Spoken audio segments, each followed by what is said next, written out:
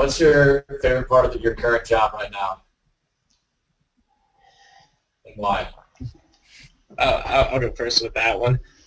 So I have a lot of freedom. I'm basically the way I put it is I'm kind of running the day-to-day operations of this new software platform. And so that really allows me the freedom to kind of take my ideas, put them on paper, present them to our management, and work with them and kind of determine the way forward. And so it's really exciting. It keeps your day fresh. Every day is something new. You kind of realize that the sky's the limit with the potential, but it's also going to be a lot of hard work, so it really keeps you motivated. Cool.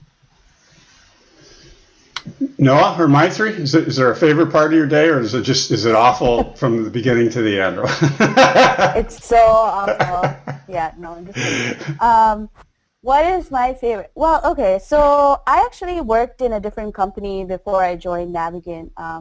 It was Westinghouse Nuclear. So Navigant is very different from Westinghouse Nuclear, mainly because I guess the median age is in Navigant Consulting is very young. I think most people in the senior consulting roles are in their 20s or early 30s. So I think that whole moving to that process for me was very interesting and very enjoyable because it's a whole new dynamic of working with, kind of younger people.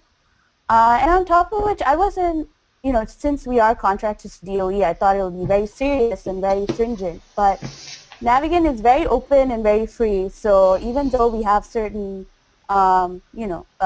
analysis that we do and they need to be done in a particular way, since it's such an open environment, they allow you to take the responsibility for doing a lot of the analysis. And it's interesting to see some of the directors or the managing directors come to you and ask you questions about the particular products that you work on. So no one's scared of asking other people questions regardless of whether you're a consultant or a director in the company. And I think that's very refreshing, that there's no real hierarchy in that way, and that, if you're doing well in your job and you have a responsibility, then that's all they care about. So I really enjoyed that. Great. I would say, for me, my favorite part is the exposure I get to a lot of different areas. Like Mike was saying, FERC is pretty big, and the amount of topics that it covers is pretty broad. So when I first started out, the learning curve was pretty steep, but it's been really great because I feel like I've learned a lot, and also my manager's been really great about it too. When I've found things that I've been interested in, I've mentioned it to her, and then and then she gives me other cases that are sort of related to that where I can build on that knowledge.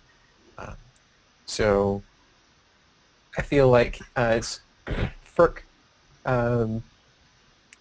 since it's not like the EPA. It's not an environmental advocate. What we're really about is more creating balance in markets, creating a fair playing field. So even if one day I just chose to try to go back to a nonprofit that did sort of advocacy work, that sort of thing, I feel like I will have the foundation, like the knowledge, expertise needed to really know how to make that sort of thing work. So